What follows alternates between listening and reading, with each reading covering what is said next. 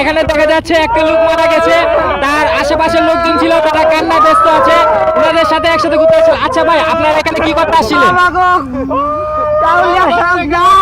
আচ্ছা, আমি যেটা বুঝতে পারতেছি ওনারা এখানে আসলে গোসল করতে, দেখা যাচ্ছে এক ভাই ওখানে সাপে কামড় দিতে ওই ভাই মারা গেছে, তারপর এখানে আমরা দিয়ে দিছি আর সবাই কান্না করতেছে। ওনার ফ্যামিলি আপাতত জানাতে,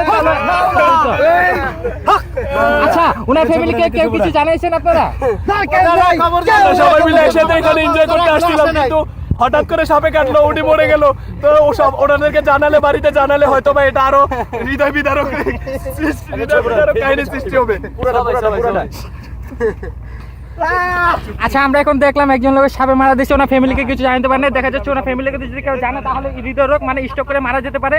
তো আমরা এখন দেখছি ইসমাইল ভাই শুয়ে আছে, সরি লাশ জিন্দা লাশ শুয়ে আছে, লাশটার চোখে কিছুটা আর কি তাকে রয়েছে দেখা যাচ্ছে।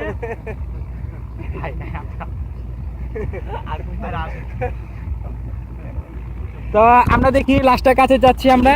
এই যে লাশটা মারা গেছে, চেহারাটা খুব কিউট ছিল, তাকে চেহারা একটা হাসি আছে, চেহারা সুন্দর একটা হাসি আছে, ওনার চেহারা দেখে ভালো লাগছে, একটা ভালো লোক ছিল। তো আমরা ওনার জন্য দোয়া করি, ওনার যাতে ব্যস্ত নসিব করেন। তো আমরা সবাই দোয়া করি, মনোজাত করবো একটু পরে।